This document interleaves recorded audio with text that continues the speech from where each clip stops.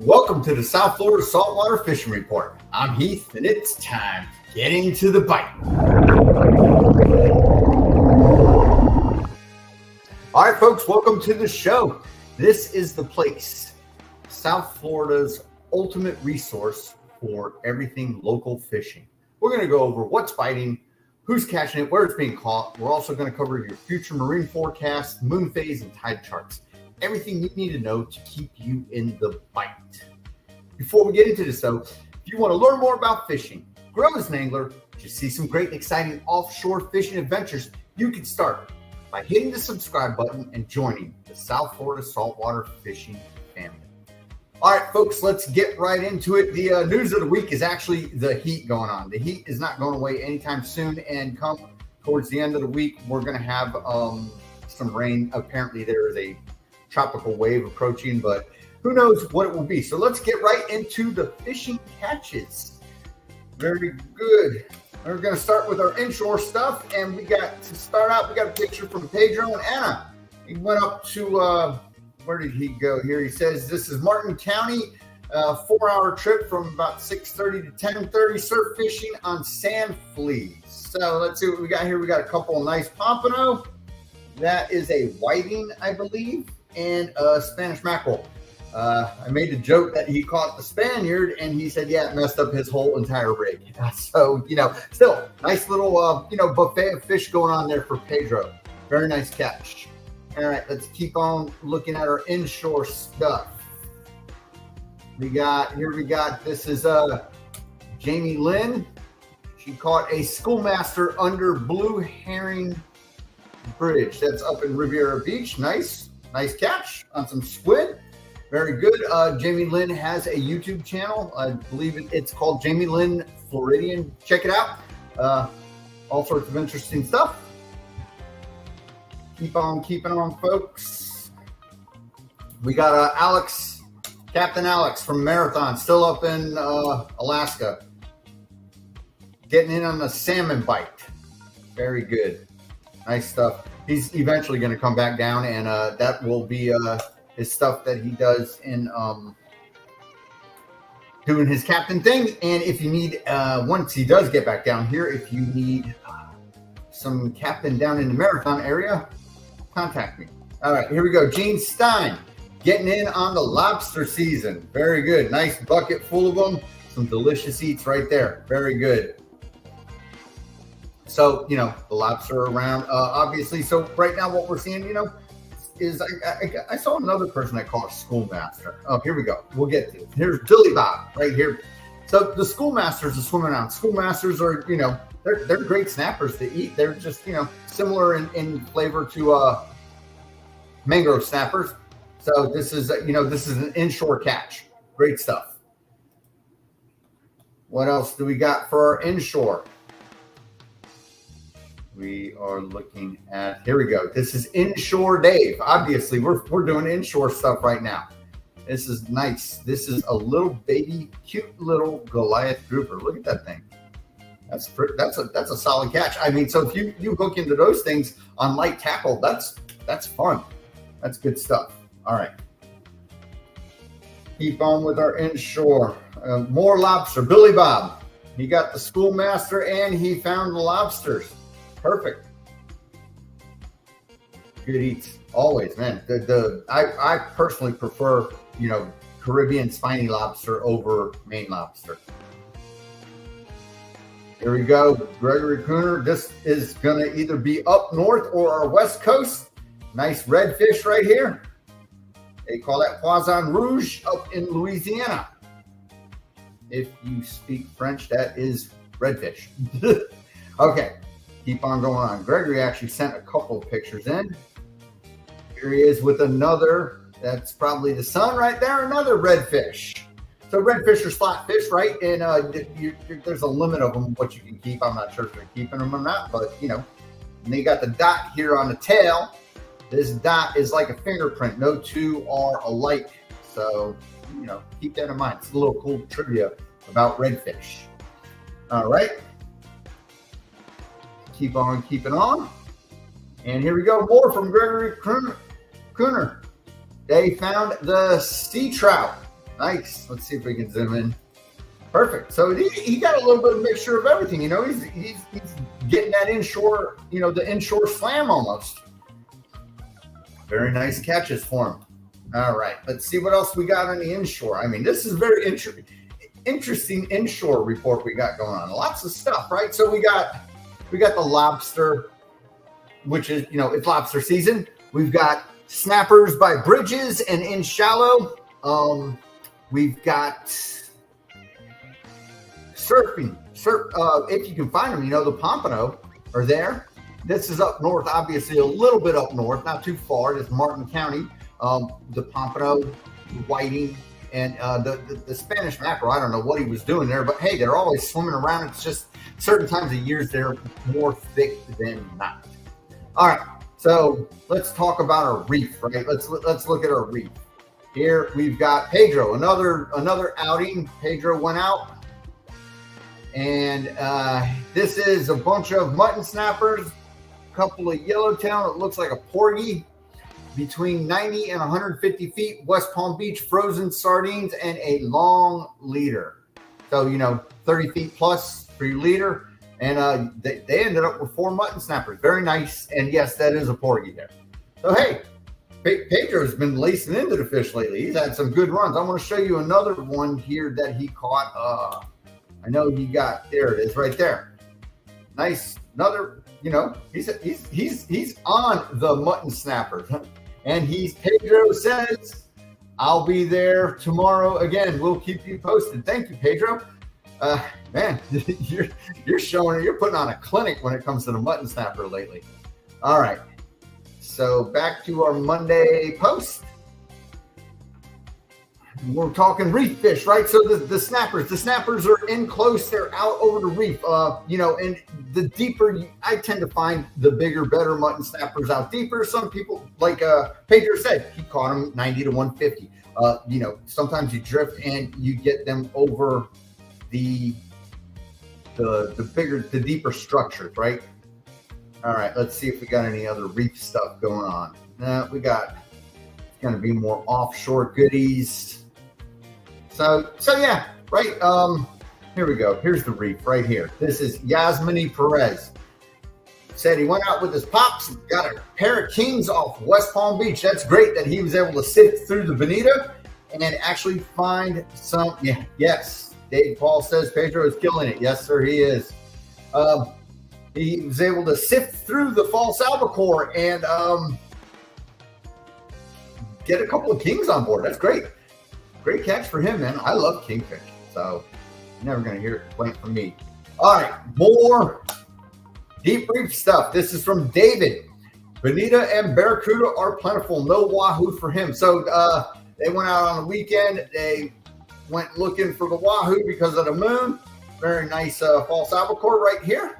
Great picture. And you know what? I went out on Sunday with a couple of pals from Port Everglades, and we bombed out too. We got the barracudas and the false albacore, and we were little itty bitty dolphin that were too small to even take the hook for, you know, pulling a little bit of drag and then not even hooking up. So here we go. More deep reef stuff. We've got Richard. So Richard is our local person who has been helping single-handedly control the false albacore population, and now he has moved on and has decided to help control our barracudas. Very good. Here he is with his daughter. Nice little barracuda. So barracudas this size are definitely keepers. They're delicious. They're safe to eat. And down here, of course, he's got a load of false albacore and another cuda. So, you know, he's got some great eats, you know, very good. The daughter here wearing a Gale Force Twins shirt, showing their support. All right, let's keep on with our reef. That is definitely not reef. All right, so that's, we'll talk about, here we go. So this isn't much, this is more of an offshore fish. This is Billy Bob, again. So he's got an Almaco jack here. So that could be over to deep reef, definitely. It actually is, because I see a chum bag here, right around here. So he's definitely fishing the reef. He's anchored up. He's got current going, and he ran into a nice one. Almaco jacks are definitely some great eating fish. So if you get them and they're fair size, keep them, take them home. The ones that are more out over the deep seaweed patches, when you're trolling and you're looking for dolphin, those ones, they're a little bit too small. Unless you really aren't catching anything, then you catch a bucket load of them, bring them home. But that's a nice fish right there. All right, so that is our reef, right? The snappers, of course, are on fire. Still yellowtail, mutton, mangroves, not so much, but I'm sure they're still around. And inshore, go fish the reef. Go fish the bridges. Go fish the jetties. The fish are there. You just got to make sure you got some water flow. Particularly that outgoing tide will help you catch fish in those sorts of areas, especially, under bridges, off piers, off jetties. All right, let's talk a little bit of pelagic goodies right here. Pedro, of course, he is the man of the show this week. He's got a nice little peanut dolphin, not much to brag about, but still, a mahi is a mahi if you can find them now. People are saying you've got to go out, they're going out 20 miles. There's no seaweed. If you are finding seaweed, it's seagrass. And there's lots of current breaks out there, but they're saying once they find the birds, they're finding the mahi. So today, Pedro said he was trolling 90 to 450 for about a 3.5 hour off the Juno ledge. Peanut was in 90 feet, and then it was nothing but false albacore. So let me give you a tip when it comes to false albacore, right? Here's a little nice, better shot of his peanut. When it comes to the false albacore, if you are being bombarded and you want to get rid of them, or you want to stop catching them, you got to be out deeper than 200 feet. False albacore rarely out past 200 feet. Hello, thank you very much. Yeah. All right. Let's see what else we got in the way of pelagics going on. Here we go. So this is a very interesting catch, a very rare catch. Joel, he managed to latch on to a blue marlin. Very nice catch. He said it seemed about 300 plus. Very nice catch. So what we're going to do right now is we are going to go, he sent in a little clip of it. So let's see what we got right here. There he is reviving it. Nice, all lit up. I mean, that's a catch of a lifetime right there.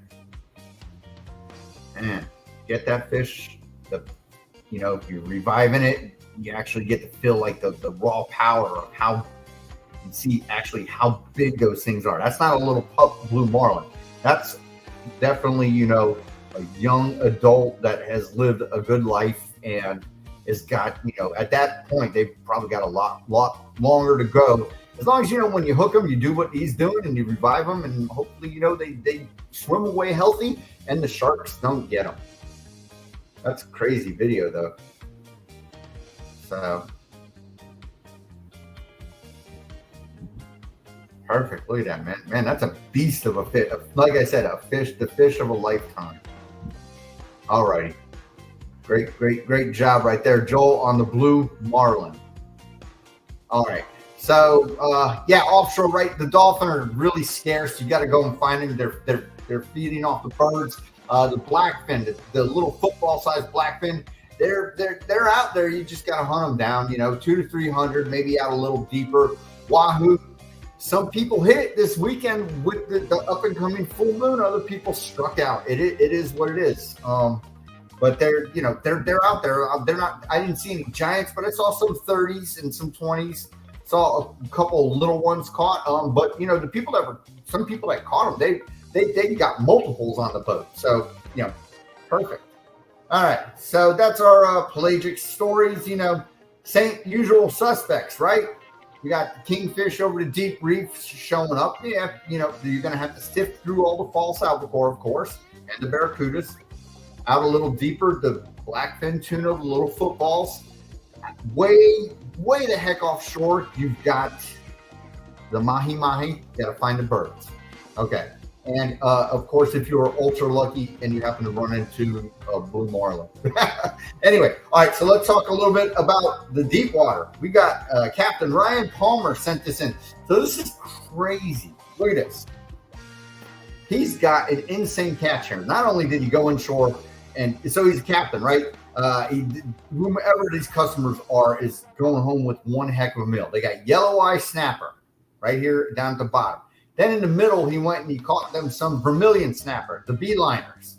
Then up here up the top, you see the Wenchman snappers. I mean, so this guy obviously knows where he's got spots to take you right and put you on the fish. This is a huge buffet of different types of snappers, all different flavors, all great eating, deep water, cold water fish, delicious. And then he brought them in, and of course they, landed on the lobster. So Captain Ryan Palmer, if you're looking for a captain, go on ahead and I can put you in touch with him. He's a little bit up north from here.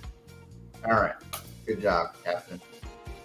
So that about does it for our fishing report, and we're going to recap it here real quick. So I want to thank everybody for their submissions. All right, so let's talk right in shallow. Again, bridges and stuff, there's, multiple types of snappers swimming around. Snook are still swimming around. Tarpon are still swimming around if you're going after them. They are in your canals, your estuaries, out by the piers. The snook and the tarpon you see swimming off the piers, they're really hard. They've been there forever. They're not going to, really take a bait. They'll look at it and swim away. But going on to those areas and getting the snappers is definitely not impossible. Then, over a reef, of course, we've got, our three types of snappers. We've got mangroves, muttons, and yellowtails. They're hitting it. Of course, you need current. The best current for snapper fishing is a north current. So keep that in mind. And then, of course, our deep reef fishing, our trolling, the king mackerel are there. Just going to have to weed through the false albacore if you can get to them. And then we've got barracudas. Barracudas are plenty right now. Like I said, if you're not too afraid of the stigma of it being having ciguatera, go on ahead and keep a couple. Help dent that population. And then out a little deeper, of course, we've got the blackfin tuna, mahi, and also over the reef. On the East Coast, they're a little rare, but the cobia bite is starting to heat up. All right, folks, let's talk a little bit about weather, shall we? So like I said, at the end of the week, there's supposed to be a tropical wave coming through. I'm not really sure if it's going to make much of a difference, but I'll show you what's going to happen to our weather. Come the weekend, of course, it's going to pick our chances up of wind and rain. But right now, like I said earlier in the show, the story of the week is the heat. So right now, we currently have a southwest wind, right? So whenever you've got a wind from the west, it always elevates our heat here on the East Coast. So what happens is the sun is beating down on the land all day, creating a hot temperature. And then the wind comes from the west and blows that hot air straight to the East Coast, warming us up, well over the 90s. Today I believe we were at like 95, in general, the Tri-County area. All right, so let's look at windy, shall we? And go over with what is going to happen this week. Okay, so here we are today. Today's a washout unless you're heading out tonight. Sorry, this is today right now. Southwest wind, right? Like I said, everywhere, and it's kicking up in the mid double digits right now. So it'll make that a little choppy, but then again, it's going to be a swell. So and then again, what this does is this forms storms out off the East Coast and pushes them away too. So if you're out there, just be wary. And storms can develop, and you just don't want to get caught. Tomorrow morning, a little bit lighter of a wind, still offshore. Low double digits again, yet from the southwest. So in the Tri-County area, in closer to shore, it's more between 5 to 10 miles an hour. The more you get offshore is where that wind picks up. Heading up into Vero Beach, of course, the same story. On the west coast, it's it's heading towards you, so you're going to have some chop and some waves up in that shallow area, making that that inshore fishing a little brutal. Up by the Big Bend, it's a little bit less. Tampa Bay looking nice in that area in the morning. Okay. Down in the lower Keys, they're getting the wind coming right at them, so the waves will be coming at you. So it might be a little brutal down there, a little bumpy, a little sporty out there. Wednesday afternoon, winds seem to slow down. We've got, dead patches all up and down the state. Looks like the wind stays about the same speed in the Tri-County area all the way down to Miami, with it lessening the further they're picking up, the more you get offshore, down the further south you go. Thursday, looks like our wind has settled down in the morning, but we have shifted direction from the southwest to the southeast, so this might cool us down a little bit. Down in the lower Keys, it looks like you're getting a break. All the way up through the upper Keys, too, it looks like the wind's going to cut you some slack, so that might make your seas a little bit better up in the Everglades National Park. Looking nice that day. So we've got the wind coming from the west, and then as we go inland, it shifts, right? So you got some weird weather going on Thursday morning, sorry. All right, let's look at Thursday afternoon. Thursday afternoon, it's pulling from the south, but you've got this area, right? So it comes from the north and it comes from the south. This is the afternoon onshore breeze where it starts firing up all of the storms and stuff. So, the onshore breeze is acting crazy right now in the afternoon, all the way up north to out west. It's, the more south you go, it's blowing westerly. The more north you go, up towards Sarasota and Tampa, you start to see it have a southeast flow. So, go figure. Got a little bit of everything. The lower Keys is not too bad, between 5 to 10 miles an hour. All Tri-County area, and right around 10 miles an hour. It lessens as you head north towards Vero, up through the Stewart, Martin County area. Everglades National Park, you've got a west wind, so getting out there and doing that skinny water thing, not too bad. Friday morning, and we've got a dead spot right in the Tri-County area, which is good. So early morning, get out and see if you can get it, as long as that rain's not going to hit us. We'll see what that's going to do here in a little bit. Down in the Keys, all the way down lower Keys, you're looking at 5 to 10 miles an hour. Wind is blowing from the southeast, and on the west side of the state, it looks like it's coming from the northeast. Everglades National Park, Chokoloskee, 10,000 Islands, all that goodness. All right, up to Tampa Bay, it looks like it's a little bit more subdued, and up by the Big Bend, we look like we're getting some wind coming up. So there's apparently a front going to be coming through, but it's not a front like a cold front or anything. It's pushing moisture through the air, and then behind it will be dry air. All right, Friday afternoon, looks like we've got. So this is what I said, that there's somewhere out here. There's a tropical wave. I don't know if it'll even show up here, but we're looking at our winds picking up starting Friday afternoon, especially in the Tri-County area. Looks like we're in the double digits. It'll probably be a little gusty, and it's coming from the east, slightly northeast, right? So east-northeast, up towards Vero, and the wind shifts. It's a little bit variable up there, but still, it's coming right at the land. So, be prepared for some sportiness out there on the ocean. The Keys, all the way down to the lower Keys, they're getting a northeast wind. So that's going to make fishing, getting offshore anywhere past the patch reefs, it'll probably be, a little bumpy out there.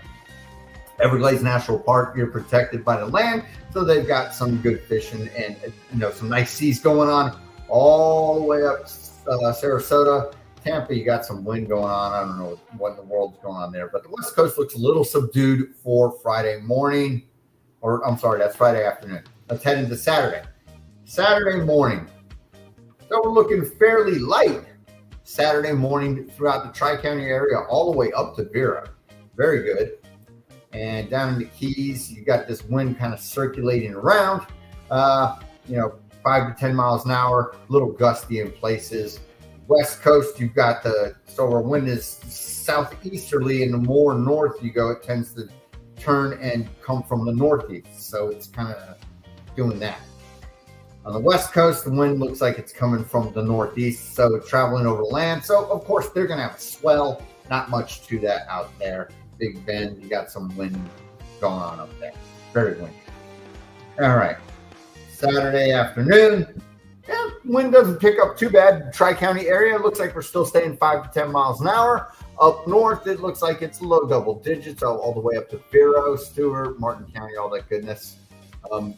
Low mid keys looks like it's not too bad, but we've got this line of wind down here. And right in here where you see this yellowing, if we look at our color-coded chart, that's wind that's steady over 20 miles an hour. So, you know, something to be cautious of if you are fishing, you know, Straits of Florida area, way offshore. Okay, Sunday morning, we've got a southeast wind, low double digits, 10 to 15 miles an hour. Inshore, of course, it looks a little bit more subdued. So, you know, if you're within the 3 mile nautical mark, you know, it won't be too bad. It looks like 5 to 10 miles an hour. But the further offshore you go, we're, you know, approaching, you know, 10 to 15 definitely. The further up north we go, Vero Beach, Palm Bay, all that goodness, the calmer winds tend to extend further offshore. So just, you know, something to bear in mind if you're heading out of those inlets, you know, St. Lucie Inlet, all that goodness up there.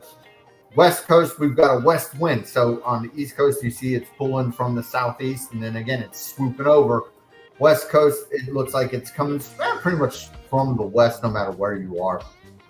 The Keys, again, you're 10 to 15 miles an hour, so it's going to be a little rough to get anywhere past the patch reefs unless you've got a bigger boat and, you know, you're out there maybe doing it for a living, or you're just a sporty type of person. All right. Big Bend is looking like you got some crazy wind up there. I wouldn't even venture out to the middle grounds anytime this week. It's going to be sporty. All right. Sunday afternoon. Looks like it lays down a little bit, but still, you know, the onshore breeze moves in, right? So it's going to actually push our storms, you know, more towards the west coast. But the wind, the onshore breeze, the day, you know, it might lay down even more in the afternoon and get it so that you can, you know, maybe make an offshore trip. We'll see what the wave heights look like. West Coast, not bad. Again, area out here, which is way offshore. Lower Keys and all the way up through Key Largo is taking, you know, a 10 to 15 mile an hour wind steady for the whole weekend. Monday morning, pretty much looking the same, 5 to 10 miles an hour, way offshore out to the Bahamas is where it picks up. The Keys, all the entire stretch of the Keys looks like it's 10 to 15. West Coast, is the same, but again, they've got their west wind, so that'll lay it down and create a swell right there. All the way up the West Coast, all the way up to Big Bend, it's looking like, you know, mid double digits. And up and down the entire East Coast, the closer into shore, you're looking 5 to 10. And once you pass that, you know, 3 to 5 nautical mile mark, that's when it'll start picking up and probably getting fairly sporty out there. So just be cautious. Monday afternoon, it lays down on the East Coast, but again, we've got that turns into our onshore breeze. Winds from the southeast. Again, 5 to 10 miles an hour. West Coast looking like the same story. Lower Keys, it's all pretty much staying the same for the remainder of the week into early next week. Tuesday morning looks like the winds have picked up a little bit, coming more straight from the east up and down the Tri-County area. You know, if you're in more close, it's a little laid down, but further offshore, it's definitely, you know, I wouldn't try to go run into the Bahamas in this weather. Tuesday afternoon, again, looks like it's going to lay down. All right, so let's look at our waves, and we'll start out with Wednesday morning. Looking fairly nice Wednesday morning from, you know, the Keys all the way up until you hit Fort Lauderdale. As soon as you hit Fort Lauderdale and you start going north into Palm Beach County, up towards St. Lucie and Vero, it looks like we'll be, you know, 2 to 3. Further south, it looks like, you know, you're 1 foot or less. Tampa Bay, nice and pretty, but we got our waves right now. Pardon me. We have a west wind, so it's pushing all the waves towards the west coast. So they're looking at, you know, 3 to 4 foot. Everglades National Park and all this area, you know, it's very well protected. So subdued. The east end of the Keys looks like you've got some nice weather for Wednesday morning. And then the Wednesday afternoon, it looks like it even gets even lighter. and it looks like it lays down a little bit up and down the East Coast until you get to about St. Lucie, and then it starts picking up back to that 2 foot and above range. So it lays down a little bit as the day goes on, which is always good news. West Coast, you're taking a pounding because of that west wind. So you see right here on our color coding chart, we're looking about, this is what this color is. So you're looking 2 to 3 feet.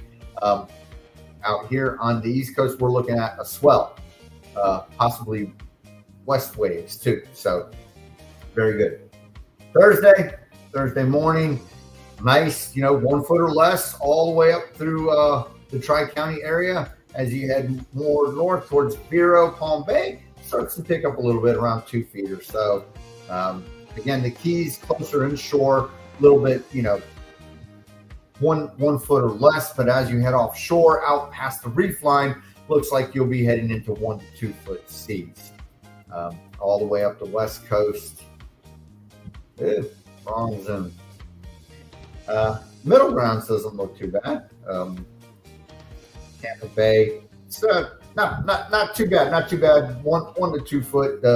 That west wind is dying down at this point, so the seas are lessening. And remember, just because the seas start to give way, it doesn't mean it's not a light switch. It doesn't turn off and go from, let's say, 3 foot seas to less than 1 foot in a matter of minutes. It takes it a good amount of time. Up north, obviously you can see it's a little crazy. That's up into the Carolinas. Thursday afternoon, looks like the seas pick up. So we had 1 foot or less, and as we head up more north, we're getting a swell coming in. So it's going to be 2 foot pushing 3 foot down in Miami, Biscayne Bay. You're looking at still nice, calm, subdued seas from Fort Lauderdale down into the Homestead area. That would be a Blackwater Marina. Everglades National Park looking good, sitting pretty. Tampa Bay, not too bad. In between Sarasota and Cape Coral, 2 foot or less. Not ultra undoable. Thursday afternoon. Friday morning, Tri-County area is looking at 2 to 3 foot seas. Biscayne Bay is, that's shallow area, that's protected area, so it's going to be more laid down. And like we had seen with the Keys starting to get that, double-digit wind pulling from the southeast, they're getting, definitely solid 2 to 3 foot choppy seas. Again, with the wind starting to pull from the east, the West Coast gets laid down, as you can see here at Everglades National Park. And all the way up north, they're going to start getting the break, whereas they had it more rough during the earlier part of the week. Friday afternoon, the seas are starting, the seas are starting to pick up even more, and we're getting this northeast flow from the waves. So you're looking at, those are definitely 2 to 4 foot waves all the way from Vero Beach, all the way south down into Miami and the lower Keys, even a little bit heavier in the Key Largo area. As you go south towards the lower Keys, Key West, it tends to give in a little bit. Saturday morning, the waves are pounding us. So we're looking at, 2 to 4 foot waves, Tri-County area and south all the way, and even, same thing all the way down to Key West, 2 to 4. So that's some good stuff. And it looks like, up here, look at this towards Palm Bay and Vero. Once you get out, past the 8 mile mark, you're looking at, 5 to 6 foot seas. So if you're coming down to visit and you're hitting the more northern part of the state, it's going to be very bumpy out there.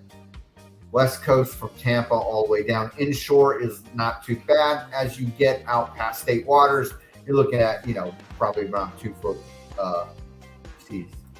Sunday afternoon, the seas give in a little bit, but it's still solid 2 to 3 in the Tri-County area. Port St. Lucie north, starting around Stewart area, you're looking at, again, 3 to 4 foot seas, if not even worse.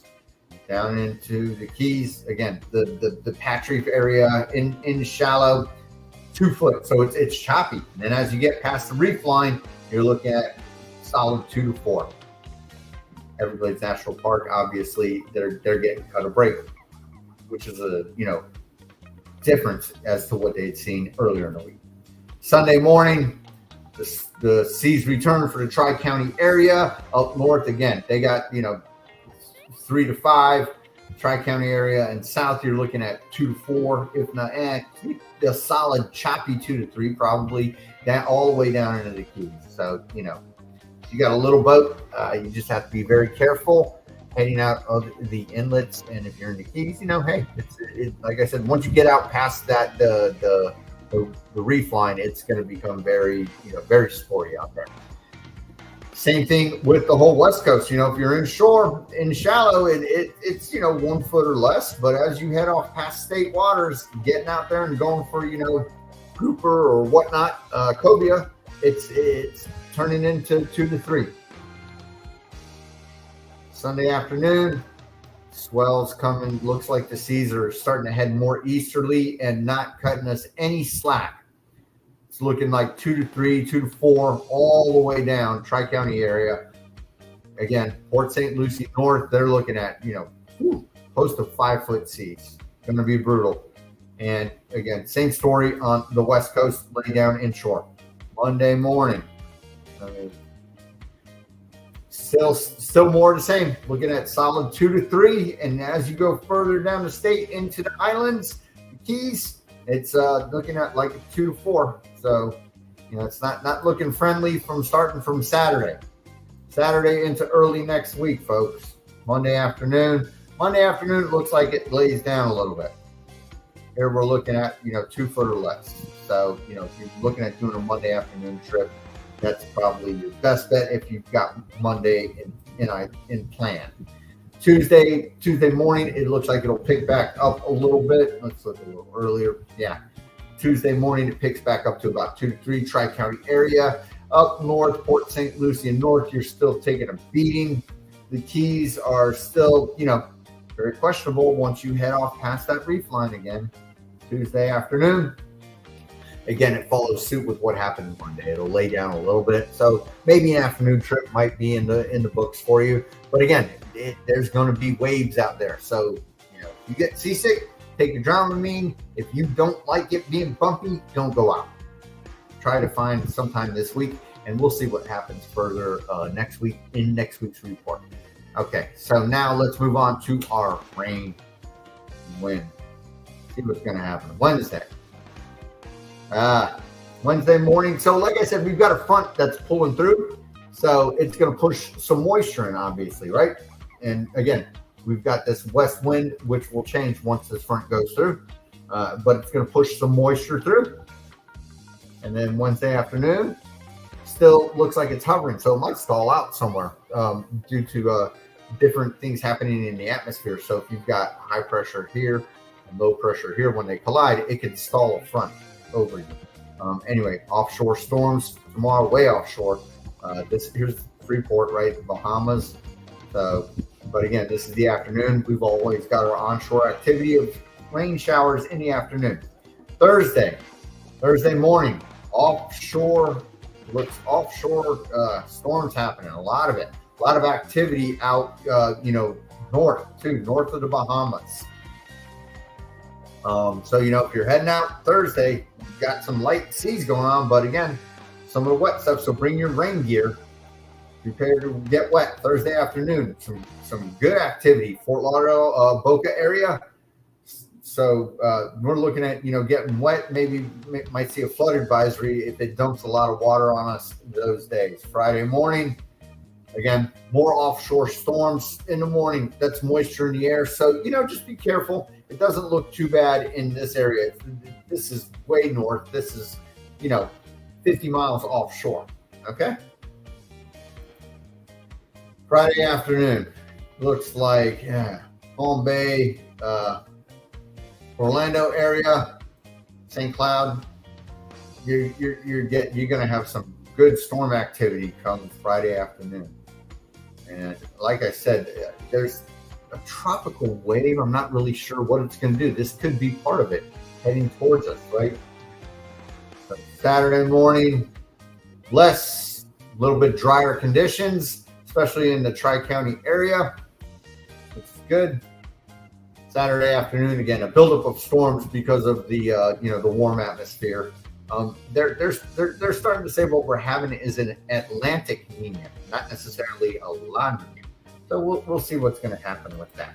Sunday morning, less moisture in the air, not really stormy, but then again, we've got wind. So the fishing conditions aren't exactly the best, but for smaller vessels and actually, even for bigger guys, but hey, if you're getting out and you're going to do it, Sunday morning's looking, rather clear for the rain. And then, of course, as the afternoon, the rain arrives and it's being pushed towards us from offshore to onshore. Monday morning, storms offshore, not bad. And again, the seas aren't going to be, the best of seas. So down in the Keys, of course, you've got some moisture going on in the atmosphere there too. Monday afternoon, the moisture seems to stick around all day, so it'll probably be fairly cloudy all day. Tuesday morning, not too bad. Looks like we're drying out, right? All over. Be cloudy in the northern Keys. West Coast, it looks like you got, moisture in the atmosphere all over. Tuesday afternoon, of course, the onshore moisture appears. It doesn't look too stormy, so you might get something a little bit here or there. All right, so that does it for windy. Let's go on ahead and move to WindFinder and see what they're going to say, see if they jive with this representation of our weather forecast. So here we are today, Tuesday. Again, southwest winds. Tomorrow, southwest winds. Right now, low double digits, gusts up into the mid-teens, right? Tomorrow, it lays down a little bit. Still a little bit gusty, but not bad. 9 to 10 miles an hour in the afternoon. Onshore breeze picks up. Not too much in the way of the wet stuff until it comes nighttime. You might see a shower or two. Wave heights. Let's see. We've got a swell, right? 2-foot swell from the northeast. Tomorrow, 1-foot swell to 2-foot swell from the northeast. The period is 10 seconds, 9 seconds. So, there's a ton of space in between these waves heading at you from the northeast. So, tomorrow into Thursday and not so much Friday. So, Thursday, we've got the southerly wind, southeast, and then Friday starts heading from the east. Thursday in the morning, low single digits, not very gusty until we hit the afternoon onshore breeze. Friday, the wind starts to pick up into the low double digits, not very gusty, but steady. The gusts appear Friday night with the showers, as we can see, 20-mile-an-hour gusts and showers, right? Same thing Thursday night, we're looking at possibility of rain. Again, we've got a northeast swell turning into easterly waves as we head into Friday. So early in the morning, Thursday, we've still got 9 seconds between our 1-foot waves, not too bad. And then as we head into the afternoon, that period starts shrinking down to 6 seconds heading into Friday. Saturday into Sunday, easterly winds, slightly variable. Sunday east winds, again, low double digits heading into the afternoon. A little gusty in the morning, definitely high double digits, gusts, chance of rain Saturday during the better part of the late morning into the afternoon. Heading into Sunday, we're looking at, low double digits steady and a little slightly gusty, but not too bad. But the chance of rain is not as heightened. Yet, when we look at our wave direction coming from the east, we're looking at 4 foot, 3 to 4 foot, 6 second period, right? So this is where you say, hey, we're probably looking at small craft warning from NOAA this days. And, like I said, if you don't like it being bumpy, if you're not a sporty sort of fisherman, I don't go out and do it those days. Early next week, Monday and Tuesday, again, a solid east wind, low double digits, steady. 12, 13, 12 to 10. Not very gusty, though, but steady. Not much moisture in the sky, not much in the way of rain. A little cloudy, pretty much sunny on Tuesday. And here we go again. Our wave direction is straight from the east, 2 to 3 foot solid. I would say, with some 4-footers mixed in there. 5 second period. So that period is shortening. So again, it's going to be bumpy. It's going to be choppy come, as the weekend progresses into early next week. That's what we're looking at. All right, folks, let's take a look at what NOAA is going to say about this. So, yeah, the remainder of the week, Thursday, all the way through Thursday, we're looking good. Starting Thursday night into Friday, it's looking at getting windy, possibly stormy. So, it's the weekend for all those folks that are, got that one or 2 days to hit it up in the weekend. Man, it's tough noogies. Anyway, NOAA, Wednesday, southwest winds 5 to 10, seas around 2 foot. So there's that swell Wednesday. Thursday, 5 to 10, seas less than 2 foot. Again, we've got a swell coming in. Thursday night is where it starts to pick up. Friday, east winds 10 to 15, seas 2 to 3 feet, 2 to 4 feet.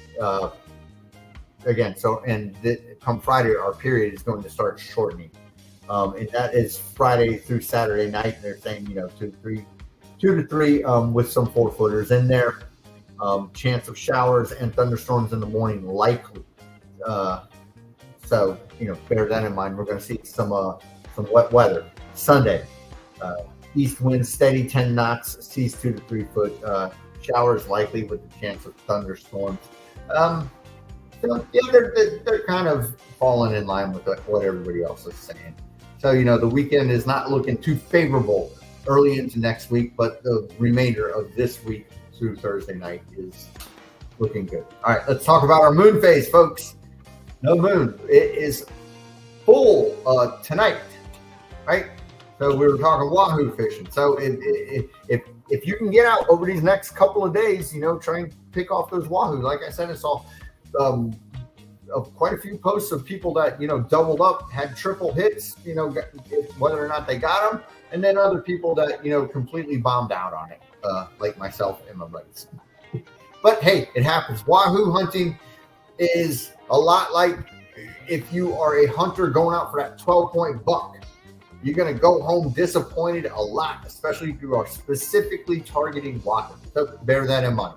All right, today, like I said, moon phase, right? We're waning. Waning means you're heading towards away from the full moon. The full moon was last night, actually. So last night was the full moon. So now we are waning. Waning means you are heading away from the full moon. You're heading towards the new moon, the dark side of the moon. Waxing means we're heading towards the full moon. So we are currently in a waning moon, which means we are heading away from the full moon. This is today. Tomorrow, 96% moon. So as we head a couple of days away from that full moon, out a couple of days, that's your good wahoo fishing. So this would be Wednesday, Thursday. If you get out Wednesday and Thursday, that's that good moon to try and go for those wahoo. Friday, 81%. Saturday, 71%. Sunday, 60%. Monday, we're looking at half moon, and Tuesday, a little less than half moon at around 38%. So it'll be coming to, as we head into next week and towards the following weekend, that's when the bait fishing becomes good, going for your goggle eyes at night, your thread fins and everything, and the pelagics will be eating less at night. Right now, a full moon's good for some fishing. It's not so good for other fishing, right? The fuller moon is, you got your pelagics that'll tend to eat all night, your tuna and your mahi, right? But the wahoo tend to feed and gorge. So that's why it's better fishing pretty much when you've got this full moon for wahoo. Okay. Now let's talk about our tides, and then we're going to let everybody get back to their lives. So currently we are on an incoming tide as the sun is coming up. So again, tides running a 12-hour cycle, 6 hours of falling, 6 hours of rising. So right now here, as the sun comes up, we are in a incoming tide. So I'm going to explain this like I always do. If you are a land-based fisherman or a guy on a boat, angler on a boat, and you're trying to fish water flow out of an inlet, you need the outgoing tide. So if you head out there first thing in the morning, let's say you go out on a jetty and you've got an outgoing tide, you're going to catch nothing. You need an incoming tide, right? And so jetty fishing and that fishing, that water flow, especially from land, it's also affected by the time of day, right? So let's say you're 9 o'clock when your tide starts going out. By the time it's really pulling, it's almost 11, 10 to 11. You've got a limited amount of time to fish before the sun's out in full force and the fish just aren't biting. Okay, so yes, again, if you are fishing water flow, if you're trying for the wahoo out in front of the inlets, if you're drifting for the muttons, if you're anchored trying to get up the bite on the reef for the snappers or whatnot, or you're on your jetty trying to fish that water flow, don't go in the morning. You're not going to catch anything. You got to wait your turn. All right, Wednesday, we're about halfway through the incoming tide. As the sun comes up, slack tide is at about 9:45. And then you've got the outgoing tide until 4 p.m. So, a little bit of jetty fishing, offshore fishing that water flow in the later afternoon if you feel so. Thursday, about a little bit more than a third, not exactly a halfway through as the sun comes up of the incoming tide. Slack tide at around 10:45. And the outgoing reaches to about 5 p.m. Friday, again, when our wind starts pulling, you're about a third of the way through the incoming tide. So it's going to be incoming. So again, if you're out there fishing, don't fish the inlet, the water flow. It's going to be ineffective. Go fish your structure, fish offshore, do what you got to do, find other things to do. And definitely, if you are a land-based person, do not go and fish the inlets. You're wasting your time. Now, you can go and fish the bridges because there will be water flow. It's more effective if it's going out. But again, when the tide's coming in, you'll have that clearer water by your bridges and all that goodness. So you'll be able to actually see the fish rather than the brackish water being pushed out. All right, Saturday, again, we're about not even a quarter of a way through. We're just past the slack tide as the sun comes up, and the tide will fall until almost nighttime. So, if you've got a chance to get out there and do some land-based fishing or any of that goodness, Saturday afternoon would be the time if you are doing that stuff. All right, that about does it for all the goodness, folks. Before we head out, if you are on Facebook, of course, I want to invite you to join the South Florida Saltwater Fishing Report group. It is what fuels this live stream report every week. Page looks like this. You just join, ask to be a member, answer a few simple questions. You can join the folks like Pedro and Anna, everybody else who commits and sends in stuff. And if you post a report on our Monday question, you are guaranteed to be featured on the live stream show, your catch. We'll talk a little bit about it and talk about how it's relative. And as always, you have a chance to become the poster child and be on the thumbnail of the following of the current live episode, just like you see right here. Okay, so again, South Florida Saltwater Fishing Report looks like this. Come and join if you are on Facebook, and don't be shy, and support the brand and join and have a little bit of fun.